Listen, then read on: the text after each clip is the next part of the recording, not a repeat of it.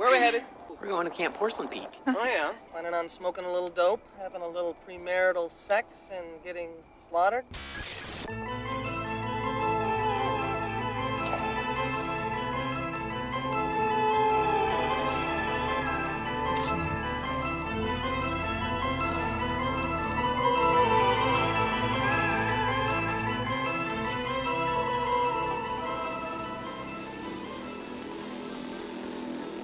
Here are your totally rad camp counselors, Tone, John, and Anthony.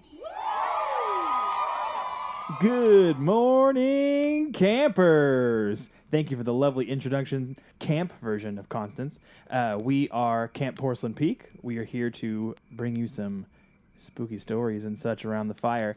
I am one of your hosts, Counselor John, and I am doing pretty good today. And as always, I'm joined by Counselor Tone. How are you up to?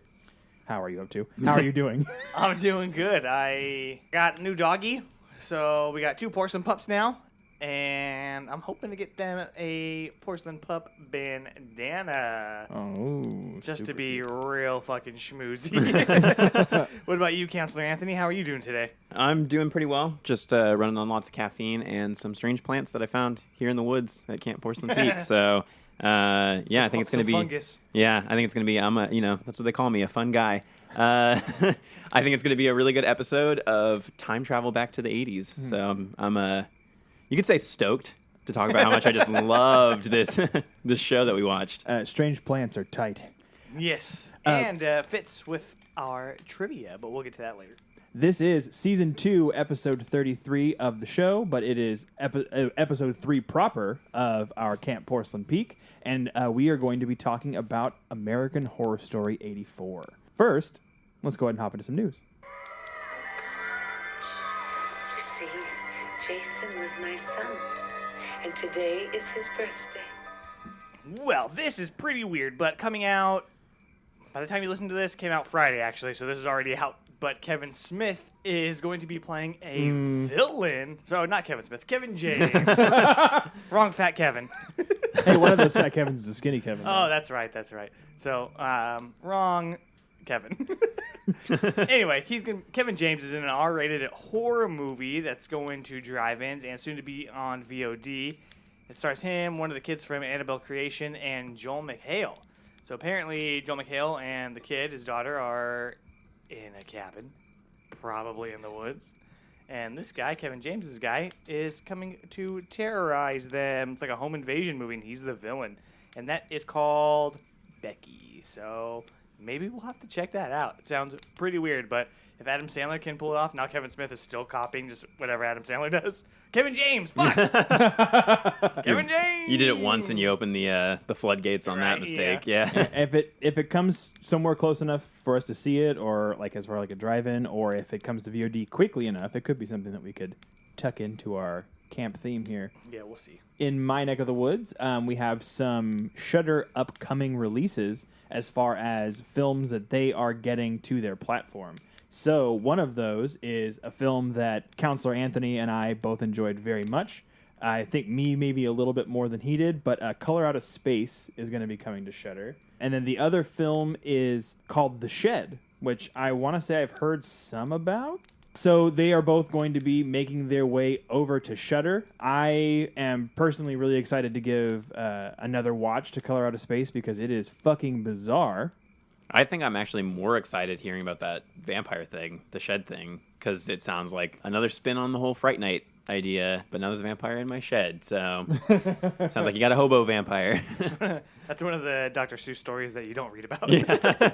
Hobo with some bloodlust. The undead in my shed. How about you, Counselor Anthony?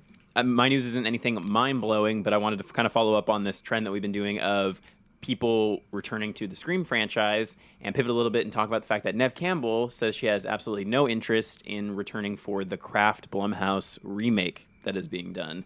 I personally have never seen The Craft, so that's one of my shameful misses that also probably on my list. I haven't seen it before either. I feel like it's very 90s. I would say that it's probably safe to call it a cult classic in the horror community because it seems to be one of those movies that maybe isn't a really, really good movie in itself, but hits a soft spot for a lot of people who maybe grew up in the 90s. So that's all I had for news in my neck of these here woods. That is going to wrap it up for our news section. We'll go ahead and hop into some totally 80s Stranger Things trivia. We can't stop now. Dad, leave us alone. Then answer the question. Same category. Oh, please stop. Name the killer in Friday the 13th. Jason! Jason! Jason! I'm sorry. That's the wrong answer. No, it's not. No, it's not. It was Jason. Afraid not? No way. In typical fashion, me, Counselor Tone, is going to read to Counselor John. Counselor John's going to read to Counselor Anthony, and then Counselor Anthony will read back to me. And our first category is movie. Let's see if John can continue his peak streak. Fingers crossed that does not happen. Which Fingers film, crossed you never have to say that again. Fuck y'all. Which film was director Tim Burton's first full-length feature? First Batman? full-length feature in the Fogtown. Edward Scissorhands or Pee-wee's Big Adventure? Scissorhands. The correct answer is Pee-wee's Big Adventure. Bummer. Off to a bad start. That's another Good. one of Burton's that I haven't seen. Counselor Anthony, when Marty travels to 2015 in Back to the Future Part 2, what Spielberg movie is he shocked to see has just received its 18th sequel? Jars. I don't have to look. It is indeed Jaws. Doesn't he say the shark still looks fake? Yeah. Yeah. That's funny. All right, Counselor Tone, in your first category, what movie about divorce starring Meryl Streep won Best Picture at the Oscars in 1980? Devil Wears Prada. I was trying to give you a clue with the Seinfeld baseline because it's Kramer versus Kramer. Oh, dang it. All right. Okay, so our next category is going to be TV. Counselor JD John, on the TV series about the crew of a radio station, what city is home to WKRP? I'm going to say Seattle. Oh, I thought you had it. It's Cincinnati. Were you thinking Frasier? I was thinking Frasier. That's what I was thinking too. Toss salad and scrambled eggs. All right, what show brought back the popular character of Bobby Ewing by explaining his death and the entire 9th season of the show was just a dream? Is it Dallas? It is indeed Dallas. Yes. Where did you pull that out of? They reference it in Family Guy. They also reference it in The Office. In The Office, yeah. They also reference it in Dallas. Wow. Nice job. Thank you. All right, Counselor Tone, what vegetarian vampire made his debut on Danger Mouse as a villain before getting his own cartoon? Count Chocula. So close, it's Count Duckula. I was like, he probably just eats cereal. Well, shit. All right. Counselor Anthony with a easy lead. And we're going to move on to the music category. Counselor John, what Talking Heads song includes the repeated line, same as it ever was? I'm going to say it's called Same as It Ever Was. It's called Once in a Lifetime. I don't think I've ever heard that song. Once in a lifetime. Is that how it goes? Yeah. Oh. Is that the one with like, buy that big old car? I think that's every Talking Head song. Okay. What band practiced its skills, literally, with the 1984 hit song Drive? The Steve Miller Band. Because that's what's on my card. Unfortunately, it is The Cars. Wow, I feel hella dumb.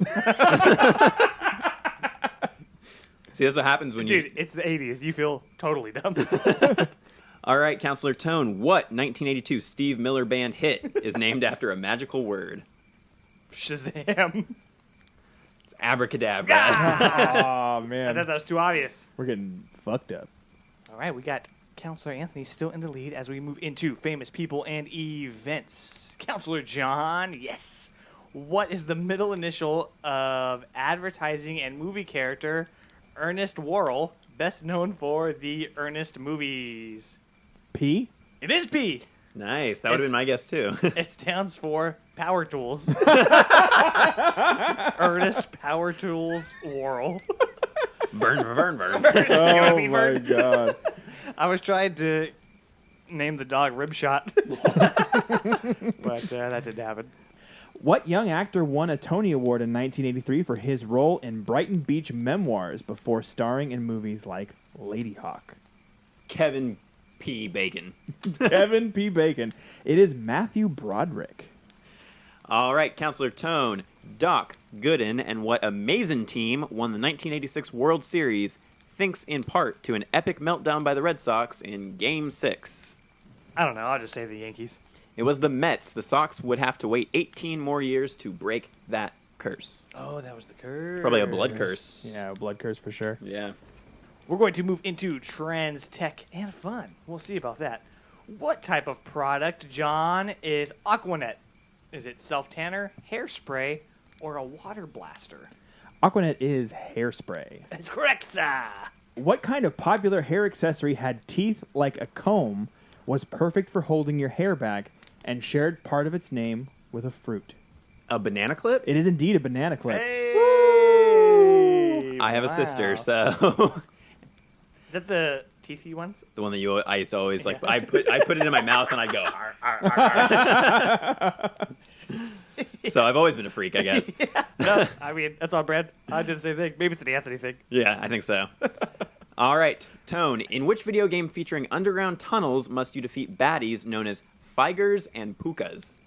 Double Dragon. That's super strange that was your guess, because it's another DD, Dig Dug.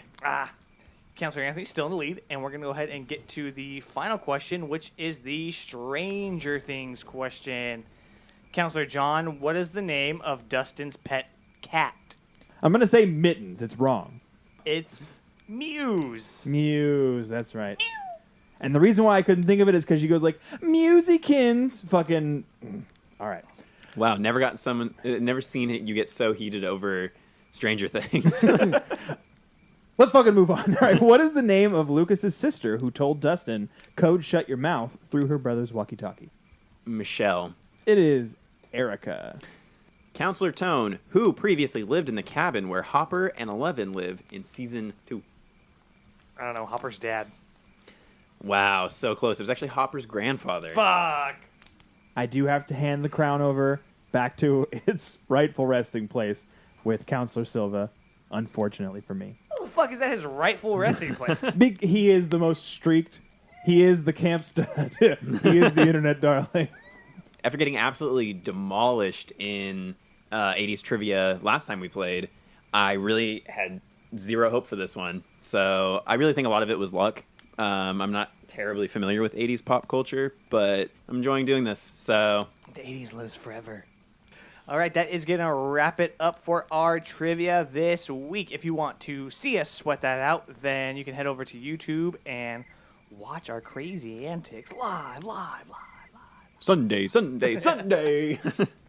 If you want to get more trivia and news, then hit that subscribe button so you never miss out. And if you want even more additional news, you can head over to our Facebook group page where we have even more new topics than we were able to discuss this week. Keeping it fresh, keeping it alive, and keeping it open for everyone to talk about. So check that out. Let's go ahead and hop into that main discussion. Hello, weirdos. Hello, creeps. Here I am at Camp Horsley Peak. Camp is really scary and strange, and they say all the counselors are arranged. I went swimming with a kid named Jason, while some counselors were sucking faces. You remember that girl with Ricky? Turns out she's a dude and showed us her dickie. We tell stories around the fire about killers who won't retire. Most of them all like to wear masks, and they'll slash us if we drink or smoke on some grass. Don't be scared or flip your lids. Killers don't always hurt us kids. Plus we rarely go out alone. We're more scary than me on its own.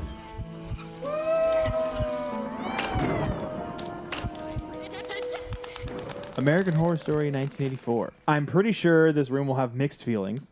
At first, I was super not into this. In episode 1, it has some of the atypical cabin in the woods-ish tropes, which anytime I see those, I get a little excited. Like the dude at the gas station is like, "Don't go there, you'll die." I fucking love that shit. That shit is great for me.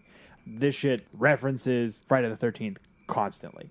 I think it might be helpful for us to take a short pause and just talk about this television series in general. I think we should also give fair warning about spoilers. Yeah, This is sure. going to contain spoilers definitely for 1984, but possibly even other seasons of this show as we dive into a little bit more. Myself, with American Horror Story, I remember when this was first announced, like when this was first going to be coming to TV, and this was when like the early years of me starting to really get into horror, and I was so jazzed for something that was just called American Horror Story. It was just going to be something scary on TV. I was like, absolutely, sign me up. I was a pretty big fan of the first season, Murder House. Yeah. And I think that the show, for me, had a pretty strong hold on my interest up until about season 3. And that's where my own like journey with American Horror Story kind of became incredibly hit or miss. There would be seasons that I would tune into for a few episodes, there would be, and then just completely drop it. There would be seasons that I like Roanoke later on that I pushed through because I thought it was something different. But for the most part, it's been probably a solid like 7 or 8 years since I've had any actual interest in American Horror Story. And there's a lot of reasons behind that tie directly into my feelings about this season. Yeah, so I'm in a similar boat. I love season 1, and there was a lot of mystery wrapped around season 1, stuff that was hidden, stuff that people still haven't figured out, stuff that was hidden in the posters, which is really cool. And so it kind of reminded me of the whole Cloverfield thing where there was this mystery behind it and this weird marketing behind it. And so on top of watching the show, you get to kind of pick stuff apart outside of the series. And then season 2 came out, which was The Asylum, and that's when the show felt to me like it started to get pretty convoluted. The reason that I was particularly excited for this season, and I definitely want to hear your kind of journey with American Horror Story, John, but I was just excited because this season, on the surface, to be doing something that thematically I was interested in and seemed to be going a little bit back to basics after completely blowing its entire load with Apocalypse and just getting completely off the wall from what I've heard and trying to tie all these seasons together and had pretty good word of mouth. I have had a very limited history with this show. I did not watch Murder House. I watched Asylum, and then from there I watched Coven. And then from there I didn't watch anything until Cult. Is Cult the one where... There's a cult? Is Cult the one where Evan Peters is like a... Crazy Manson type? Yes. Yeah. And then I haven't watched anything up until 84. This season has made me do a lot of reflection around what this show is trying to do and what kind of show this is. And I think it's kind of helped me piece my thoughts together as to how much I disliked or liked this season. So I guess we can start off kind of delving into it with, again, just a huge spoiler warning. We are going to be probably picking apart this season and then again, maybe referencing some other stuff from other seasons. So unless you've seen this or you just don't care, tune away and come back later. Right, so basically, on a very basic level, this is about a group of counselors that go from LA to a Crystal Lake type summer camp. And Camp Redwood. Yes, Camp Redwood. And there was a killer years before, very similar to Friday the 13th. They get warned not to go, and then eventually most of them get slaughtered. And then we get other killers popping up. It jumps forward in time. We go back to Redwood, and it's a whole thing. It's a whole thing. It's a lot, yeah. It's a lot of whole lot things going on. Yes, there's probably more killers in this than I think in anything else. It definitely gave me some like Spider-Man 3 vibes. Too many cooks. There's definitely too many villains or too many killers in this. It just seemed like every 10 minutes someone else was taking a villain turn who was supposed to be like a person who was just one of the counselors or one of the group. And if they weren't a villain, then they were not even remotely interesting. If even they were interesting as a villain. That's a comment that I had made when we were kind of briefly talking about this ahead of time, is that one of my biggest problems with American Horror Story is for the longest time now, there has not been a season where really any of the characters have been written in a way that I find anything but obnoxious. For the most part. I mean, there are little exceptions, and in earlier seasons, I have a soft spot for like Evan Peters and Sarah Paulson. I mean, those obviously like the big names that kind of thrust the show into the spotlight, they're missing for the most part from this season, which is a kind of another big change for the show is that this is kind of the new blood of American Horror Story. You have Emma Roberts carrying over, but then you also have your Billy Lord and a lot of other people. Really what the show does is it takes what should have been a very basic premise and then throws everything and the kitchen sink in, which I feel like is very classic American Horror Story and is basically what I expected. And it disappointed me as much as I figured it would in that respect. For me, I noticed that it picked a lot of references to other movies or homages. So it almost felt to me like they wanted to make a fan service season. What do horror fans want? They want to see shit from Friday the 13th. They want to see shit from Halloween. They want to see shit from Nightmare. See shit from the 80s. Yeah. Which they're kind of meta about in this, where they talk about how 80s the live 80s forever. have made a comeback and they live forever and everything. So it's another thing is they try to get away with a lot of their just flat out ripping off / homaging of these other movies to the detriment of the plot. I mean, there's some stuff where there's a scene where like there are things that are just completely unexplained and it feels very much like Lost, like the smoke monster or the polar bear or whatever. Like the kid jumping out of the lake later on in the season is obviously and grabbing John Carroll Lynch's character. Straight Friday the 13th. Straight Friday the 13th. I mean, but it's literally shot to look almost identical. Yeah. I mean, I guess the implication is that's supposed to be his brother, but I mean, why is he trying to kill him? Exactly, yeah, it And makes then no in the next sense. scene, they're best friends, and he doesn't look like that. And a lot of the season is that they're just trying. There's a thing they want to do, and they don't care whether that makes sense within the framework that they've built. I think one of my biggest problems with exactly what you're saying is that everyone who dies at the camp becomes a ghost, right? So that was kind of cool because we get that lore established in Murder House. Yeah, which is was cool. neat. Yeah. So that was cool for them to bring them back. And then they kind of toy with this idea too, where they can't go past the property line, which in a way is to me really dumb, because it's like, why would ghosts succumb to how men make property lines around things? And then if somebody moves the camp line further, like they buy the next plot of land and open the camp larger, do they get to now move into that next part? Like it falls apart if you think about it for more than 5 minutes. Yeah. But in that same line, at the beginning of the season, there's all these counselors that were murdered in the 70s, and none of them show up as ghosts until way later. And it's like, well, where were they this whole time?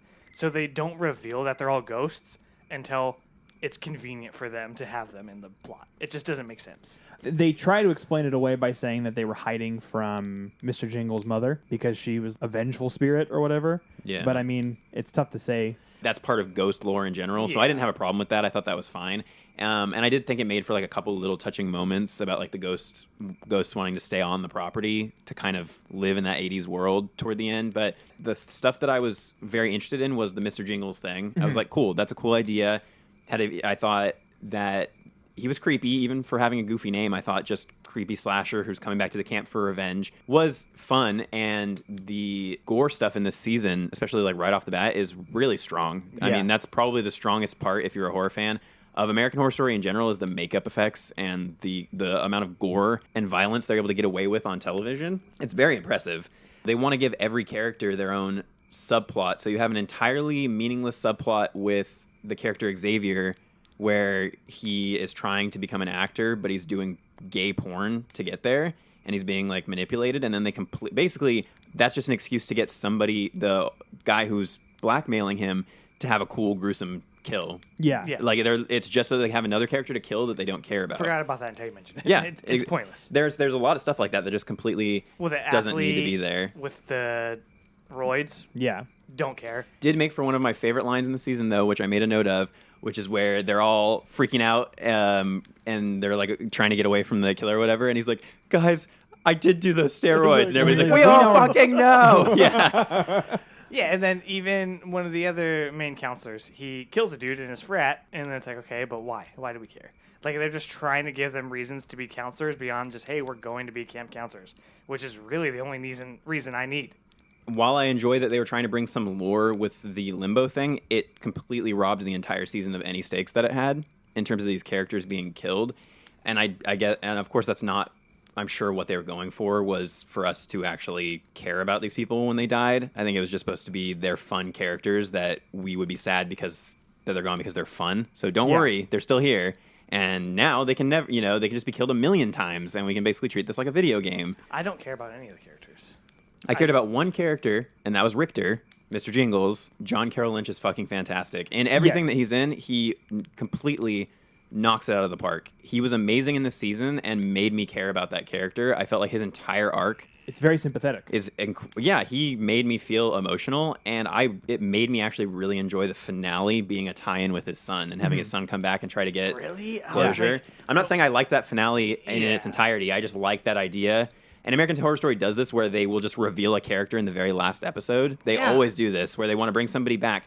So I was turned off by that at first, but they set up his son throughout the entire rest of the season. So for him to come back to get that closure in the end, I felt was fine. I think the problem with me with that, though, is that especially episode 8 builds up to this big festival, this big finale, and then we get skip quick it. flashbacks of, oh, this is how we got him. Oh, this is how we got her. And that was it. I was like, dude, you just built up to this for 8 episodes. Like, Yeah. I want to see that shit. No, I want to see fucking Billy Idol, goddammit. I did want to see Billy Idol. Apparently, the idea originally was to have Evan Peters come on as Billy Idol. That would have been pretty tight. But I guess it didn't work out. So I would have loved to have seen that, but I thought that really the finale in general was just a lot of people delivering exposition about stuff that we should have seen in another episode. Yeah. Like, we should have gotten an extra episode, as much as I was ready for this to all wrap There's only up. 9, right? Yeah. So there should have been just a 10th episode. Lily, is it Lily Rabe? Robbie? Lily Robbie? I would just say Rabe.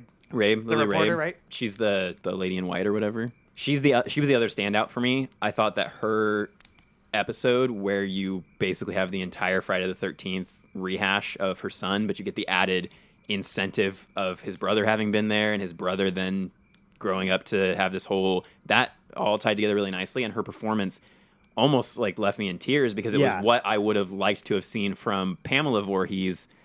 So I thought her performance was great. Would have liked to have seen more of her, but I thought they used her very tastefully. There was definitely stuff I wanted more of. Yeah. I liked, I don't know what the actor's name is, but the one that played his adult son, I thought he was good.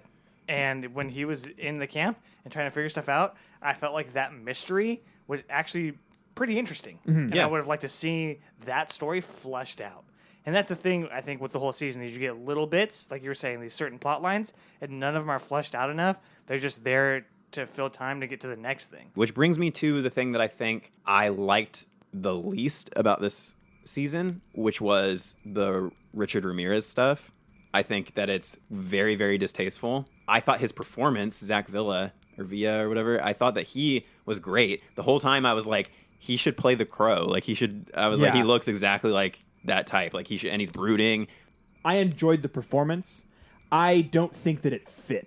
I think that I liked the juxtaposition between him and Jingles, like, after they leave. I liked the idea that they were like mortal enemy, buddy cop, then mortal enemy serial killer type thing. Like, that was a cool idea. Yeah, But again, that could have been a season in itself. Yeah, the way that it ties back to itself at the back half of the season, I enjoyed that. The earlier parts, I was like, why do we have 2? Like, why do we have 2 plus finding out we actually have 3, finding out we actually have fucking 4? Like, calm down. Like, there's too many fucking killers. And apparently that character shows up in Hotel, played by a different actor, which then makes a giant plot hole around this season. Because he shows up as his older self and dies in prison, which is what actually happened to the real Richard Ramirez. And he's not stuck in limbo, being killed over and over and over and over again. And by never a bunch being of able to ghosts. leave the camp, which makes no sense. If Well, he's not stuck in, he can leave the camp. he's still stuck in some weird state in limbo, so how would he die in prison eventually? Which is what happened in real life, which is the problem that I think they want to have their cake and eat it too when it comes to this historical stuff, where they want to pull historical things, but then they just turn it into their own character. Dylan McDermott shows up later. Why? As a completely random, also killer character. Why not just wrap that character and the Richard Ramirez character into one original character, played by one of those 2 actors, probably Dylan McDermott, because he's been in other seasons. Have him play the Richard Ramirez, like, satanic killer character. That concept is cool. Don't have it be an actual historical, and then have all of your female characters fall madly in love with him when they see him, and have these, like, seduction scenes, and then to me, it was just completely unnecessary. They could have tightened that way up and mixed those 2 characters together, and it would have made for at least a little bit more cohesive. And just as much as I am okay with the interpretation of real life serial killers in media and stuff, I thought this was very, very distasteful, I guess. And I also thought Dylan McDermott's performance was not good. It's not. And it's weird very silly. because he was great in Murder House. Like, he has a good arc. His mustache also looked terrible, but whatever. Yeah. But I think that was hard for me because I'm watching this, right? And there's some shitty stuff, like the acting, for example. Is it intentionally bad, or is it just bad? You know what I mean? Like, are they trying to throw back to the shittiness of the 80s, or is it just bad acting? Because some of those performances are cringeworthy. Well, that brings me to what my conclusion about American Horror Story in general was. I came to realize that this show it's farcical. I don't know when they decided they wanted to start having that be their angle, but that's the angle they take, and people enjoyed enough for them to keep renewing this. But I do think that the terrible acting is largely intentional. I think a lot of that is them just saying, we are making I don't want to say spoof, because that would imply that it's completely comedic and stupid. It's more just, it's a farce of horror tropes, which they really, really went with this season, which was just making it a complete joke. It really is. You can almost never take anything seriously because everybody is just delivering the worst dialogue in the worst acting for the most part. Almost like a cheesier House of a Thousand Corpses. And it makes the people who are acting well seem over the top sometimes when they're being very emotional, because nobody else is like that. Yeah. And you see actors like, I don't remember his name either, but the actor who played Bobby at the end, the Mr. Jingles Jr., he played a completely different character that I really disliked in, I think, a previous season of this, or it might have been Scream Queens or something. And in this, I thought he was fine because he toned it down and he played it straight for the most part. And I really enjoyed that. I thought he was taking the role seriously, and it showed that these actors are doing what the writers are telling them to do, no matter how ridiculous it is. I think something I read too, and reinforces what you're saying, is that this was originally the idea for the first season of Scream Queens, which makes sense because Scream Queens felt is more the like more Scream comedic of the two. This, especially with Billy Lord and Emma Roberts and all them, they very much felt like it was. I felt like it was Scream Queens. Yeah. I was like, oh, I'm tuning into a Scream Queens season. For me, like, this is part of the reason why I didn't get sucked into this show at any point in time. It reminds me, and I know a lot of people are probably going to be upset about this, it reminds me of True Blood. Oh yeah, at this point, yeah. I don't think in the past that would have been a fair comparison. But this at this season point, or the show, I would say not the show in general, but as the things have gotten more and more ridiculous, I felt like True Blood was all of the things you just said for me. They attract the same sort of horror fan, I feel like, which is not necessarily the type of horror fan that maybe we find ourselves to be, or they just attract a general audience, a general audience horror fan that likes the more over the top, campy, hyper stylized, very sexualized, stuff like that. And yeah, so I completely agree. I think it's a really good comparison. What's your biggest problem with it, if you had to pick something? So I don't know if I really had anything that pushed me that far over the edge. I think that it's just everything is thrown into this. They don't stop themselves. Right. It's like this particular season was just a glutton for all of the things, and they were like, oh, we'll keep feeding you the things. And none of it really ties together or works very well. Like I said, I did enjoy the entire Jingles arc. I like that character a lot. I feel like that's the one thing that I was like super into. I didn't mind Emma Roberts. I felt like that character it didn't go in a way that I expected, but it also didn't go in a way that character would have gone by any other. Kind of boring, though. I've never thought that she was a very good actress. I don't like her in Scream.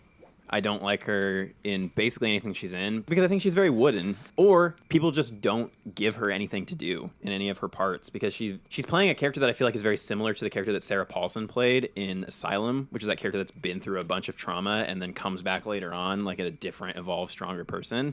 I would have been fine with her not coming back in the finale, though.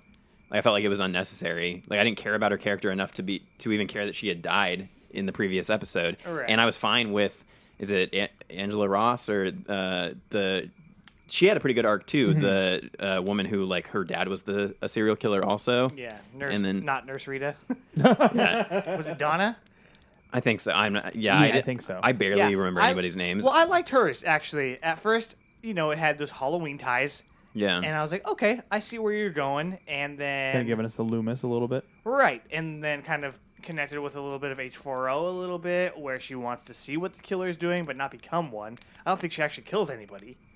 She just Yeah, kind of sets up to see what the killers are going to do, Yeah. which is still pretty fucked up. Yeah. But then she hints at, I'm not going to be the final girl. My skin tone gets killed first. Yeah. Which I was like, okay, so you're the final girl.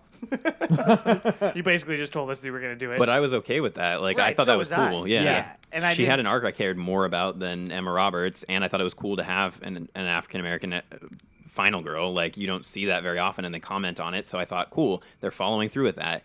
And then they literally, like, 5 minutes later, like, nope, she's, Emma Roberts was like, we're both the final girl. And I was like, or just make her the final girl. Well, like, and even the church lady who was like, I'm the final girl. I always win. And I was like, dude, I'm so fucking over your character. Leslie Grossman or whatever. I can't stand her in any of the seasons that she's been in, and people apparently love her. But again, it's the people that love those kind of performances, and that's the thing where I just can't connect. I like when they create their own mythological, killer characters and stuff. I thought Bloodyface was genuinely creepy, and I liked the whole father-son story there from Asylum. That was one of my favorite parts of that, and I think they could have done something equally. They tried in this, and I thought they got pretty close with the Jingles stuff.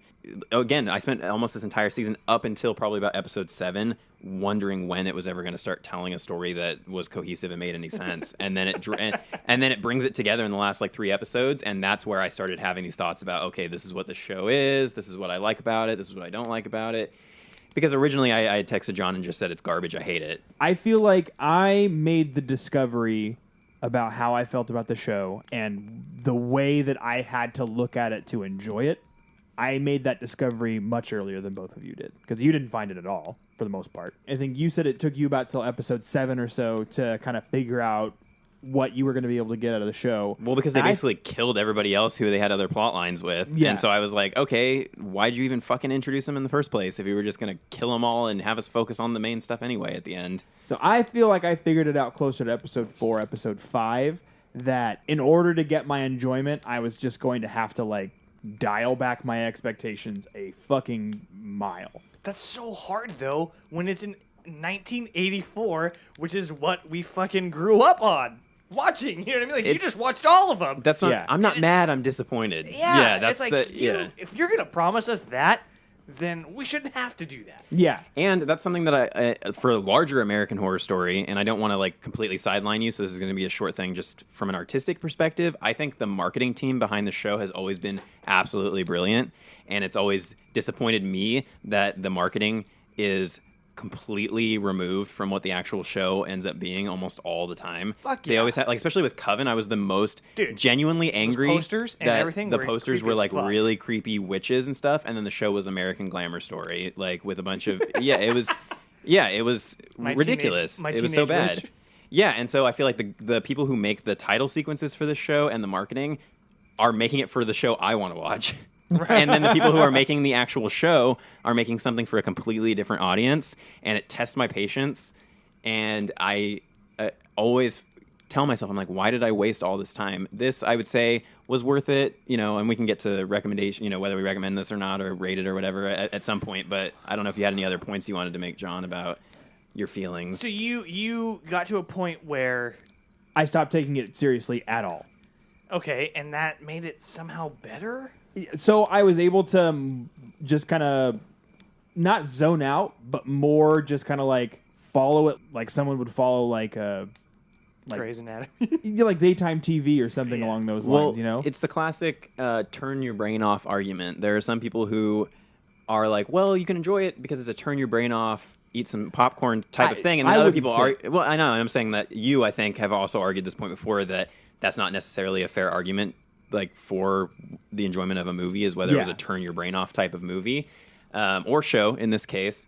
And I think that you are damned if you do, damned if you don't, because if you turn your brain off and treat it that way, then maybe you'll enjoy it. But then there are going to be the people who are really hardcore fans that are going to be like, well, you weren't paying enough attention because you zoned out. Which for me, that was the most difficult part, was not just getting swept up in stuff on my phone. And that's not because I'm bad at paying attention to things that are good. People might want to make that argument that, oh, you didn't pay attention, so that's why you didn't get it. And I'm like, no, it bored me enough times that I spent a lot of the time completely removed from it. I went into this excited, and I may not sound like that after the conversation that we've had, but I'm the one who recommended that we do this. Yeah. I wanted to watch this show because I want to like American Horror Story desperately. I really want to like it. Was there anything redeeming for you? Well, like I said, obviously Jingles. Jingles is the best part of the entire series, 100%. Do you feel like he was too much? I know what you did last summer. No. That's not intimidating at all. Sounds like you're trying to play with a cat. Yeah. No, because I mean that only lasts for 3 episodes, and then we get like the actual sympathetic story of Benjamin instead, which is fucking way better. It doesn't matter that it played a lot like the killer from I Know What You Did Last Summer, because as things kind of pick up, we get him like basically having to sell his soul to the devil and then running away and Let's all talk that more stuff. about that. So he sells his soul, right? So he's able to come back to life in the camp, become flesh and bone again, and then leave. Yeah. And so during that time, he goes out to kill with Ramirez, but doesn't actually do anything. Ramirez does all of it. Mm-hmm. And then he's like, if you don't do what you're supposed to do, there's going to be hell to pay. And then he goes and lives a life, like, okay, yeah, whatever, for like 5 years. And then, sure, yeah, his wife gets slaughtered. That's terrible. I'm not saying there's not. But, like, what hell did he pay? He just ends up going back to camp and then killing himself and becoming a ghost.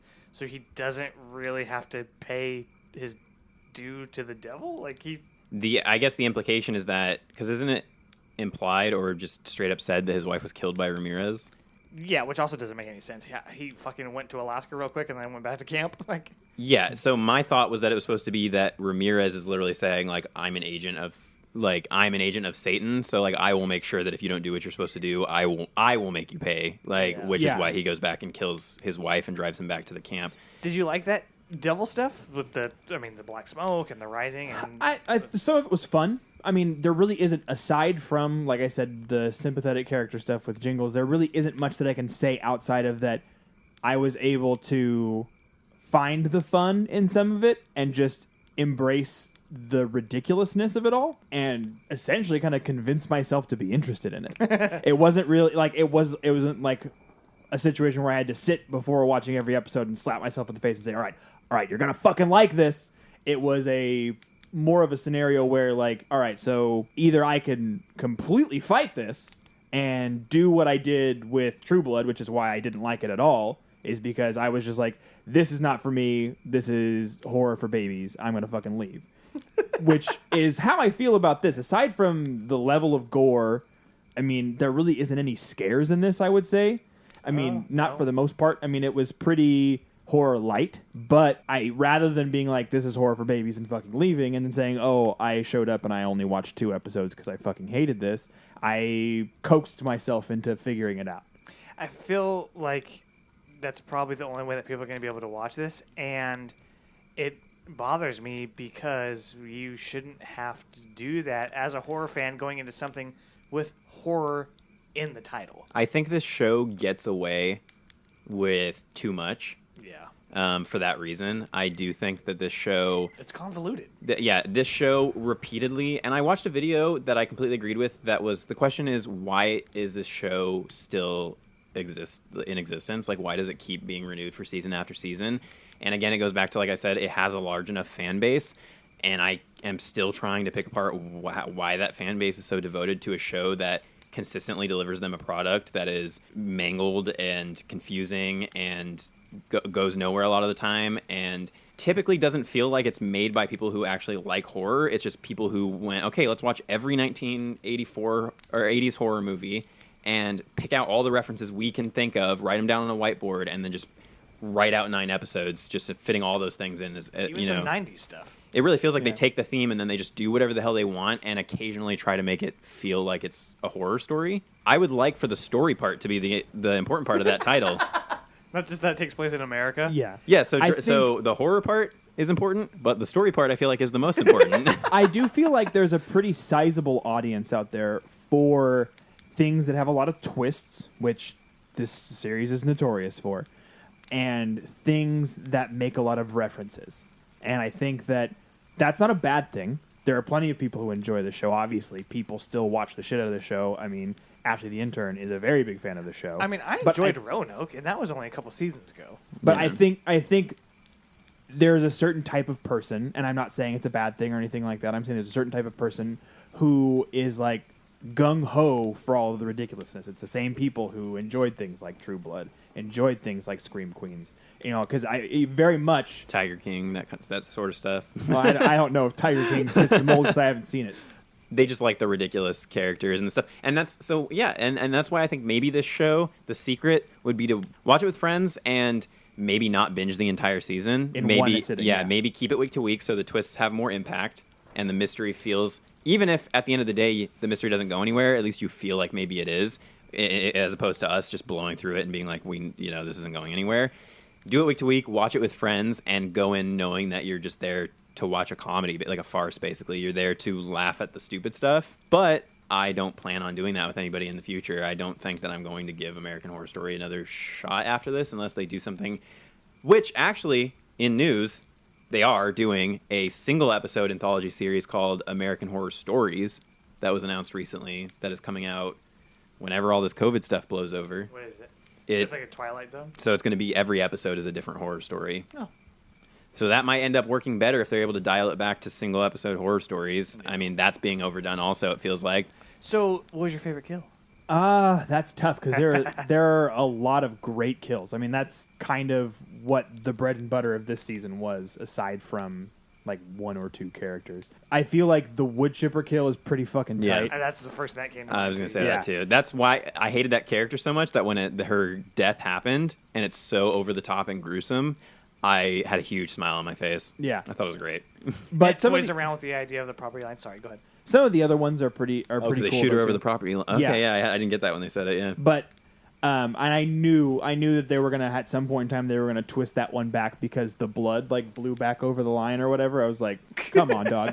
But there were some other enjoyable moments, like the first camper that we see who keeps coming back, the hiker or whatever. The Kevin Bacon lookalike? Yeah. Where he gets... Is that Lou Taylor Pusey? I don't know. Something along those lines. From the Evil Dead remake. But where he gets killed by Ramirez, where he basically just like debowels him. Yeah. That shit was pretty tight.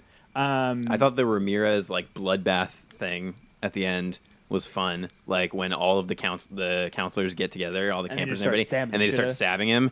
And then but then like I liked how he just kept coming back, and then they would catch up to him and kill him in some other like inventive. Yeah. That's where at that point, obviously, the idea had gotten so ridiculous that you're just like, okay, well now I'm just watching a bunch of different ways to kill this guy, and I was like, okay, they're trying to give us some sort of catharsis because they did this thing with a real serial killer, and now they're just like, well, it's okay because at the end he got his just desserts. He gets killed for eternity over and over again. But I did think there were some pretty good kills revolving around that whole thing. Did you like any of the music? I thought the soundtrack was pretty cool. Oh, the soundtrack, I completely spaced it during this entire conversation. The soundtrack is fantastic. It is really good. I mean, you get multiple Billy Idols. You get a lot of really mainstay, 80s staples. I thought it was a lot of fun. Even the like... I was like, yes. And then they even had the kind of like a... Well, whenever Ramirez is doing stuff and there's like the devil, they do, it's like, vengeance, vengeance, vengeance. And then they'll be like, Satan, Satan, Satan. And I was like, oh, are they trying, they're doing like a Friday the 13th thing. But, well, and they obviously do the whole, seeing your mom telling you to kill people thing. Like, I'm definitely glad that we watched Friday the 13th before doing this because that, added a tiny bit to the entire experience. But, overall, I guess we can, unless anybody has any other points they want to make. I mean, I didn't think it was all bad, but there were definitely parts where if it was something more toned down, like The Town That Dreaded Sundown, where it feels very much like an American Horror Story movie, that worked. And so, like, I recommend that movie because it's the same kind of feel, but tightened, where they have to tell you in 90 minutes. So, for me, I feel like this show was either 8 episodes too long or 3 episodes too short. They either needed to stretch everything out and fully explain it and make it work, or cut off all of the fucking fat and just make it its own thing. What would you, based off the storylines and the plots that are presented, what would you have wanted to see? Would you have wanted, what's her name, killing in the 70s, blaming Jingles, and then him coming back and it focusing on that relationship, or what would you have wanted? This is his new segment called Toned Down. So I feel like they could have made everything work the way that they had it by spacing some of the things out and by giving us reasons to give a fuck about any of the characters, rather than it being, oh, one cutaway to Emma Roberts almost dying on her wedding day. One cutaway to whatever that dude is who's from the frat who killed that guy by accident. Like, fucking, like, give us kind of the setup and do it earlier than 4 or 5 out of 9 episodes. Do that shit in 1 and 2. Did you like how they didn't really make Jingles too redeeming? Sure, he has a life and he becomes a much more subdued and better person and kind of disregards his psychosis from what happened to him over 12 years. But then he comes back and is still like, yeah, I'm irredeemable. I'm still going to kill these people. So I feel like it makes that character more relatable because he was convinced that he was this monster and then acts on it and just like slips into it like it's a pair of pants and then fucking moves on, starts, slaughtering all these kids and shit, and then comes to find that he wasn't any of those things. Do you think that he deserved their sympathy and empathy toward the end? Yes, 100%. None of it was his fault. And I do like still murder people. But I mean, do you want me to shock your brain and convince you that it was you, and then say don't? When I set you free, don't go out there and kill a bunch of people. Like, that's not his fault. The system failed him, not he failed the system. You know what I mean? Well, and I do like that the ghosts at the end kind of, through all of the crazy history, finally get to a point where they, I think, can understand where he's coming from. And so, yeah, I liked that. And I liked that the camp in general, which is something that I think is just a really fun idea, like for our Camp Porcelain Peak, is just a camp that has a long history of just several layers of different massacres and curses and stuff, where it feels like it's just layer on top of layer of making things worse and worse. And they do that through the classic, super confusing flashing backward and forward constantly that American Horror Story always loves to do now. But did you guys get any Fire Festival vibes? A little bit, yeah. Just with immediately the first act that gets there dies, and then like they start getting turned around up. Sorry, fuck off. You know, no refund. No refund. See you later. I would like to go to that show though. It looked like Dexy's Midnight Runners was going to be there, so I would have liked to groove to some "Come On Eileen." I didn't even know who that first fucking band was. Yeah, until I heard there was the song. Flock of Seagulls It's like on the little like flyer or whatever. Kaja Gugu. Yeah, Kaja Gugu. The Neverending Story apparently. I will say that one of the most disappointing components for me is the fact that this was a network television show, and that if you're going to talk about some dude having a massive dick, and I don't get to fucking at least see the massive dick, I'm a little sad about that. Come on, you got to show it off. It's weird that Pixar didn't happen. a like massive elephant dong cokehead is one of the most redeemable, like connectable characters, right? Yeah. Where he's, I love you, and I was like, I kind of want to know your story, dude. Yeah. And he's such a piece of garbage at the beginning, but he really is the only one who hasn't murdered anybody. Yeah, very true, very true. Yeah, I don't know. So I guess my final thought would be probably my favorite quote from the entire season was when I believe it's Xavier gets his face all like melted or whatever, and he's screaming at the one chick, and he's like, it's your fault I'll never be on the cover of People magazine. It's your fault my future's in radio. And then he attacks her. Yeah. And I was like, some of those things made me laugh out loud. Like some of the over-the-top line delivery was, it got me. I mean, that hit me here because, I'm in radio. Hey, we're in video too now. Yeah. So there is one thing that I did want to bring up, and I do feel like I really enjoyed a specific component of how some of the counselors in 84 were dispatched, in the fact that they picked things that were specific to those characters, like the fact that he got thrown in the oven and was horribly disfigured. It would have been worse than him dying. He would have ruined his life. The fact that the frat guy, he is just about to escape and is a self-proclaimed coward and is axed. They do little subtle things with the characters, like this is that character's thing, let's tear that down. And I liked that component of how they made the things work in the first few episodes. The athlete gets a javelin through his shoulder. Yeah, and gets hobbled to the point where he wouldn't be able to be an athlete anymore. Yeah, dude gets shot in his elephant trunk. Yeah. Yeah. Yeah. We might as well go ahead and rate this bad boy. Out of 5 machetes? 5 machetes to the elephant dong. Five jazzercise classes. Aerobics is dead. Aerobics is dead. I'll say 2.5. I didn't hate it, but I didn't love it, and I would not watch it again probably. I thought that my score was going to be significantly higher than everybody else's scores, but my score is a 3. I had fun with it. Well, I think I'm sitting comfortably at a 2.5, and it really just isn't a show that I think is for me. All right, so that is going to wrap it up for our main discussion. Go ahead and feel free to tell us how wrong we are on our Instagram, on our Facebook, on our Twitter. If you're Personal emails. Yeah, at porcelainpeak@gmail.com. At internetdarling.com. Or if you are listening to this on YouTube, hit us up in the comments, and we're more than happy to have a civil discussion as to why we're wrong about this. Yeah, or the Facebook discussion group. Yeah, drop a timestamp for exactly when we went completely off the rails for you and you started hating the podcast. It was at that timestamp that they knew we fucked up. 2 hours of my life I'll never get back. But we are going to move into our watch list recommendations for the week. Look what I did. I packed you and your cousin some goodies for the ride up to camp. Wasn't that nice of me? Any chips? Why, of course. I believe there's a whole bag. I do have a film that I've recommended to you guys already that just came out, found it on Amazon Prime. It's called The Vast of Night. I cannot recommend this movie enough to people who are fans of Super 8 style adventure sci-fi sort of thing with some pretty creepy stuff in terms of some of the stories that are told in the movie. But the basic premise is that in the 1950s in New Mexico, a hip radio DJ and a young switchboard operator hear a strange sound in their town that people are kind of suspecting comes from something up in the sky, and the rest of the movie is them investigating and interviewing townsfolk to find out what the hell is going on. But I would definitely recommend checking it out on Prime.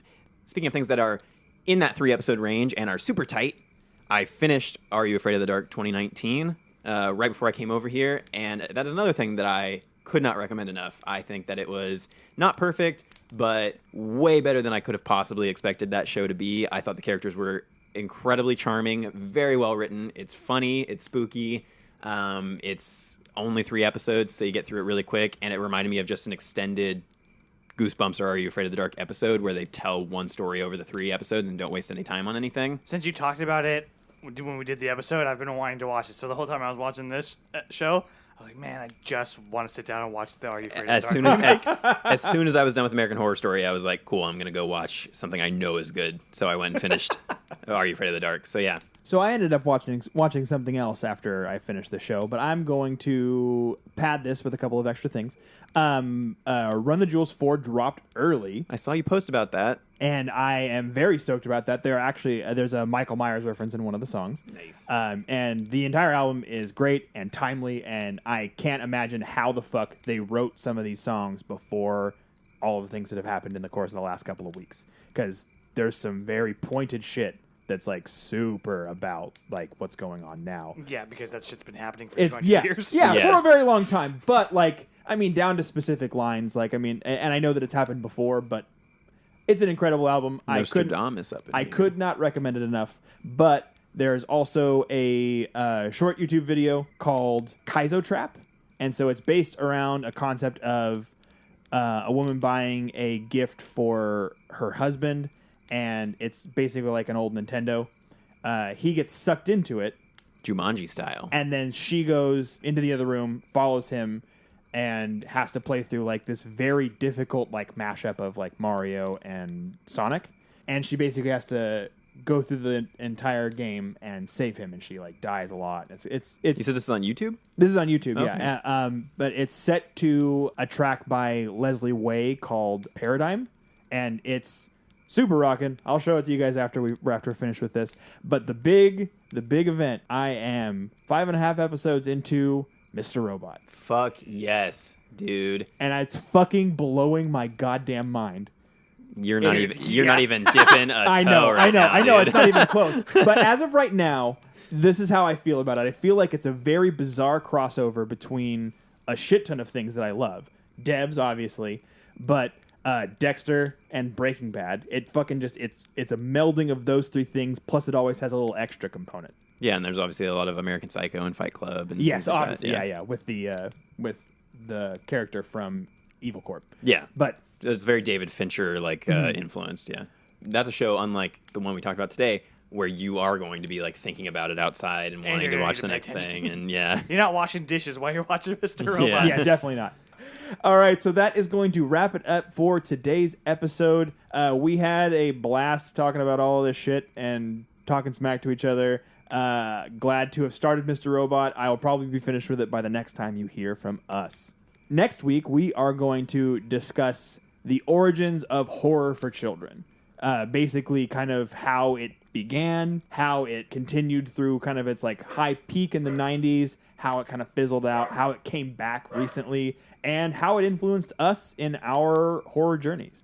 Yes, and I know that we've talked a little bit about that with Are You Afraid of the Dark and sometimes Goosebumps. There's so much to this, and I think that a lot of this stuff got us to where we are today, and I think a lot of people that are making movies now started in this area, you know, where they watch the shit that we're going to talk about next week. where my Courage the Cowardly Dog stands. Yeah. Return the slab. We'll talk about more about that next week. Spoilers. All right, guys. I have been Counselor Tone. I've been Counselor John. And I, as always, have been Counselor Anthony. Internet Darling Camp Stud, safety dance expert, Anthony Silva. See you guys later. We will see you, hear you, listen to you, whatever we do next week. Keep it campy.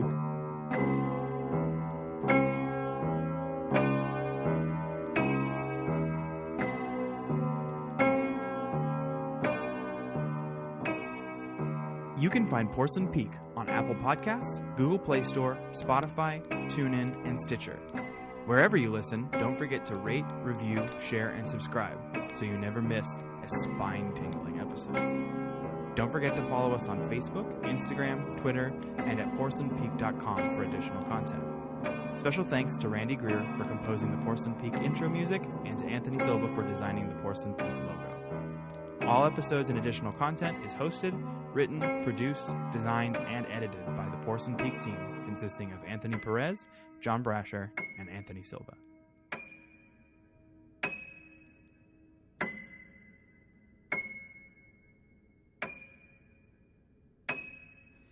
This has been here words for a weird production.